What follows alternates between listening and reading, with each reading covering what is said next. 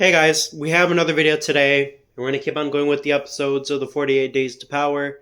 Today we're on day 21, and that means we're on law 21. So law 21 is play a catcher to play a soccer to catch a sucker. Seem dumber than you mark. This all emphasizes the power of strategic misdirection. By underplaying your intelligence and intentions, you disarm others and lure them into underestimating you, giving you the upper hand. You don't want to be perceived as the smartest person in the room when it comes to this law. You want to be perceived as the dumbest person in the room. Why is this? Because when you speak, it becomes a lot more powerful because they didn't expect that from you. When people don't expect certain things out of you, they become surprised and almost stunned. Then that's me paraphrasing this. I have a couple examples right here that we're going to talk about how to use this at work, self-improvement, and friends obviously too. So let's get right into it. Boo! Avoid threatening superiors. Appear less competent or ambitious around higher ups to avoid triggering their insecurities. Let them shine while you gather influence subtly. You want to be the type of person that is working in the background. So if your managers aren't watching you, these are the perfect ways to shine by improving in your skills in the background so that when the opportunity does come up, hey Juan, I need you to pull out let's say a transfer case out of this car. And they think I don't know, but I've been practicing pulling out transfer cases after work for this specific moment, even though they never believed in me. So I tell them, give me the RO, I'll go and pull out the transfer case. Pull out the transfer case, replace it with a new one, and they act completely surprised, and they were like, "Wow, Juan, we didn't know you know this." That's a good example. Another example might be, Juan, I need you to do a project of at least 50 pages with a presentation to show to the class. Make sure it's as classy as possible and has a lot of information, not boring, and it's due by the end of the week. That teacher might have done that to disown you and say, hey, you did a bad day today, so I'm going to make you do something for extra credit, but it's going to be very, very hard. But little did they know, it took me 2 days of consistent effort to just do that presentation. And when you present it to them, they're very, very surprised, almost like jaw dropping in a way. And that's what it is. It's avoid threatening superiors, and that's the best way to do it. Number 2, use underestimation to your advantage. When colleagues think you're naive or slow, make them drop their guard, revealing plans or flaws. This gives you insight and leverage without confrontation. That's what I was explaining before, let your people need your colleagues think that you're slow and that you are lacking in something when you're not. Because this is where you come in with a punch and then the uppercut. The uppercut is going to be the move that they didn't expect. So this could be, if I'm doing an oil change, they might have not expected me to do the rotation and everything else in less than like 30 minutes, for an example. But I did this to let them know that, hey, if it does lead to this, I can do it, But you want to do that unexpectedly. That's what this law means. It's emphasizing on the fact that you want to seem dumber than you actually are. So when there's moments that you can shine and you see the opportunities to shine, you can use your skills to shine. You don't want to be using your skills all the time because, like I was mentioning in the last law, it creates this stagnation of repetition. Because I'm not sure if you guys are like me, but repetition to me is very draining, but it's consistent in ways that if you do the same thing every day, you're not going to put the same emphasis and effort into doing that thing. But if it's valleys and it's up and down like this, you can shine in those moments where you need to shine and keep yourself on the down low where you need to be kept down low. Because again, management is jealous. People that are higher you are going to get jealous because you're becoming higher than them. And it's all about power. That's really all it is. So when you play it dumb when you need to play it dumb, and when you play it high where you need to play it high, you'll get really, really well ahead.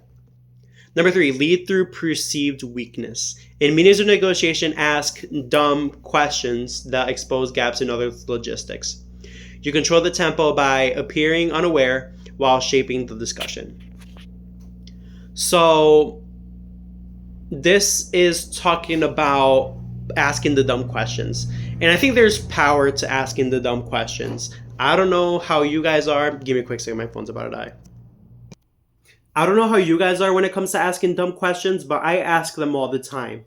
But why do you want to do this? You want to do this because the dumb questions are going to be the ones that lead you to being higher up. Because you're better off asking the dumb questions versus being the person that's a know-it-all. Because the person that's a know-it-all is the one that's going to make the most mistakes. But the person that is going to ask the dumb questions is going to be the person that improves in that field. That's why they always tell you, always play dumb so that you can move up quickly. At least for me, they've always told me that. Ask the dumb questions where they need to be asked. All the time, ask the dumb questions. Don't ever think you're a smartass. And this is what it's talking about. Next, we're going to get into self-improvement. Self-improvement, cultivate intellectual humility. Embrace the mindset of the learner, not the expert. When people underestimate you, you're freer to experiment, make mistakes, and grow without scrutiny. So when you embrace the mindset of a learner, you tend to grow a lot older quickly mentally versus somebody who's a lot older who's stubborn. And this is good because when you take in lessons early and you take in the dumb questions early versus thinking that you're the know-it-all, you're going to be open to new opportunities out in the exterior world, new opportunities within yourself to get to know yourself when you ask the dumb questions. And you're going to open new friendships because people are going to know that you come from a spot of humility. Again, the honesty that's coming out of you when you ask those dumb questions to get ahead. So that's that. Number 2, use misperception as a shield. Avoid the pressure of being seen as the smartest. It can become a trap. Feigning simplicity gives room for personal development at your own pace.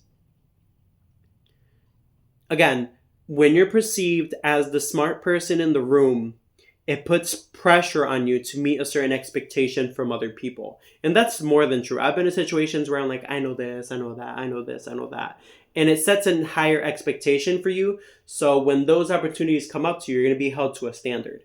But if you play it dumb, you're not being holded to a higher standard than the smarter person. You're going to be held to a pretty moderate standard being dumb.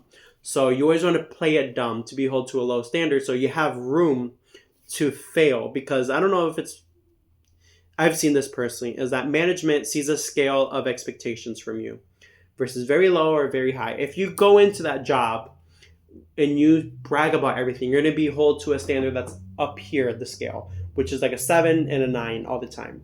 But if you keep your logistics low, and you're learning throughout the way, there's going to be a wider gap of mistakes, meaning that how many times you can make a mistake until you get fired, and the bracket of you being smarter or dumber. So which is going to be like a 3, for an example, or a 1, so they're not going to expect too much out of you.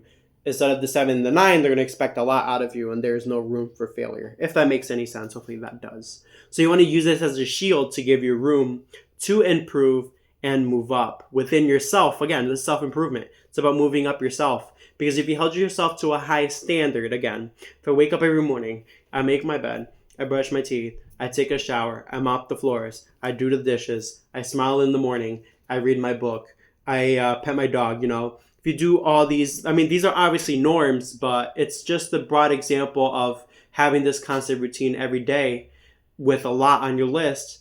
There's going to be a lot more room for failure. But if you keep it basic, wake up in the morning, make your bed, brush your teeth, make the coffee, take a shower, etc., etc., etc. If you keep your list short, like 3 tasks versus 20 tasks that has to get done in the morning, you're more willing to catch those 3 tasks versus those 20 tasks because you're not playing yourself as the person that's a know-it-all. Oh, I can get this all done in this amount of time because I know it all and I know that I can do it.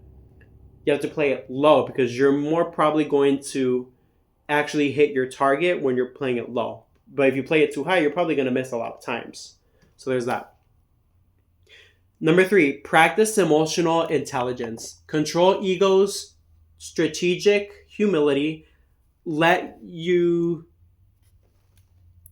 see others' reactions more clearly. That insight helps you refine your behaviors and decision making. So, when it comes to yourself, check your ego out. And I did a devotional on this presentation talking about ego and how the devil uses ego.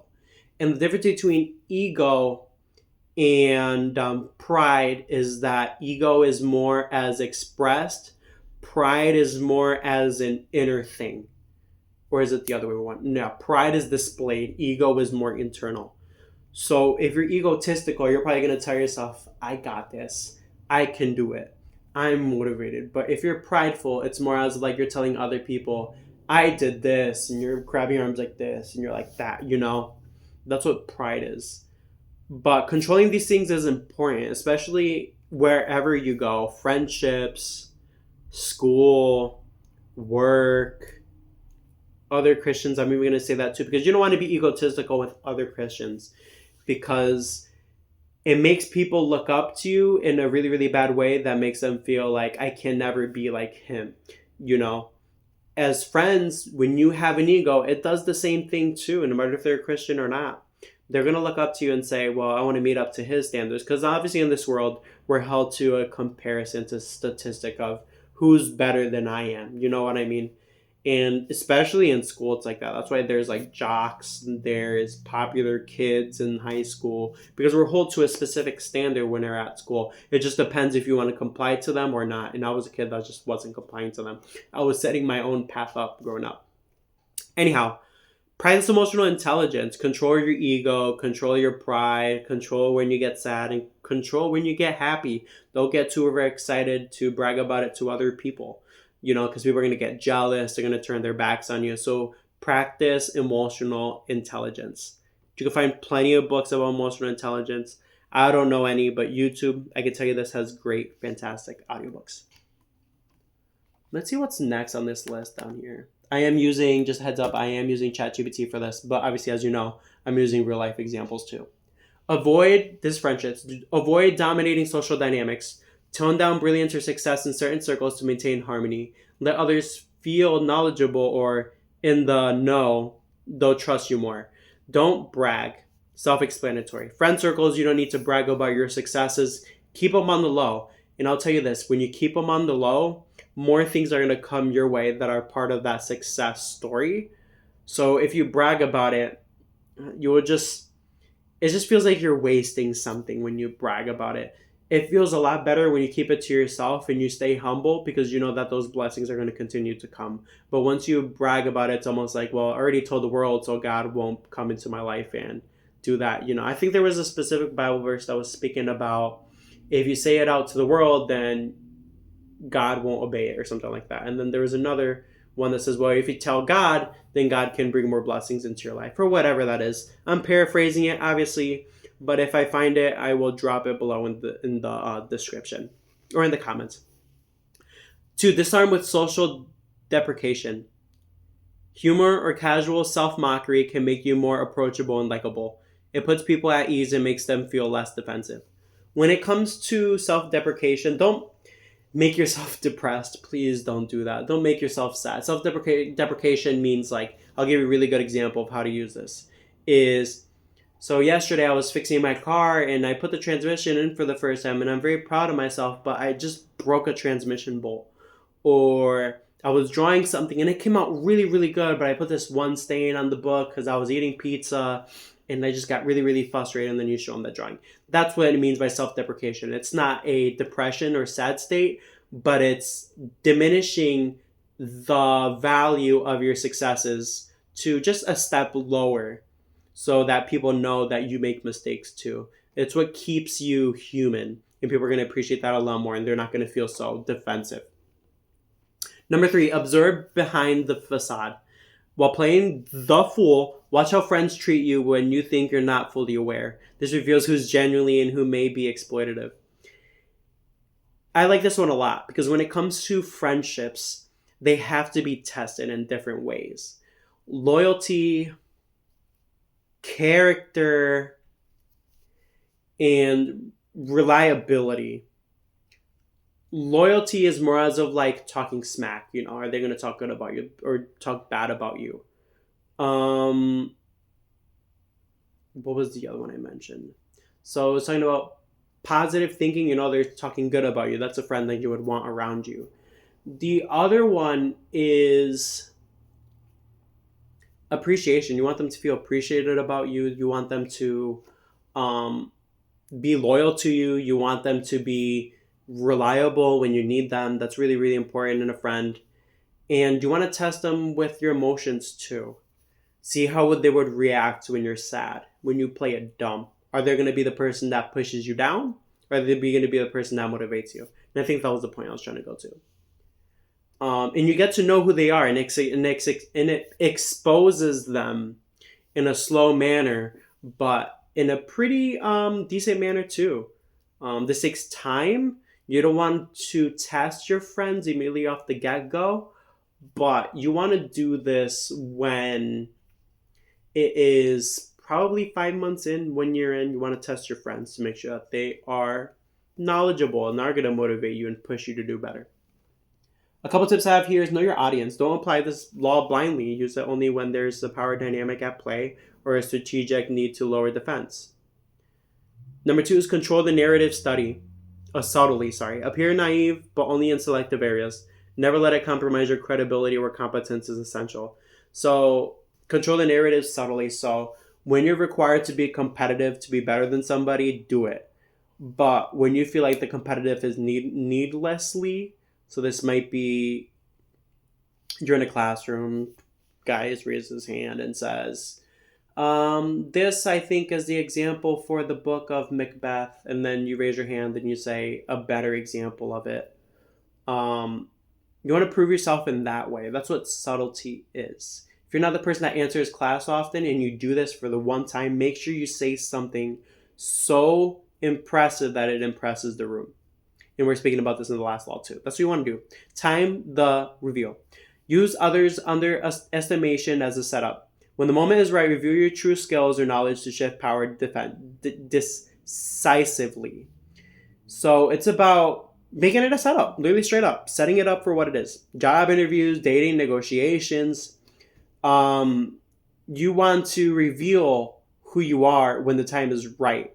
You're not just going to set up at your first date, sit down and say, I make this much of money on stocks, I have a house, I have a car, I have a really successful business. You're not going to reveal all this because you're just revealing your whole hand, the cards, straight off the get-go, and it doesn't make you interesting. You want to reveal things slowly in a timely basis with friends, relationships, and business. And when you do this slowly, people will start trusting you and they'll start appreciating you more. That's going to be it for today's video, and that was Law 21. Play a sucker to catch a sucker. I love you guys so much. Sorry I've been on a decline for quite a bit now. But tomorrow we're going to be talking about how to unmess up your 20s, and it's going to be talking about motivation, encouragement, and how to stay positive, because in your 20s, it's not easy. I love you guys. You already know. God loves you too. Subscribe to the channel. Don't forget to like up my stuff and share it with a friend or two because they'll probably find this law useful. That's today's next episode on the 48 Days to Power. Hope you guys enjoyed it.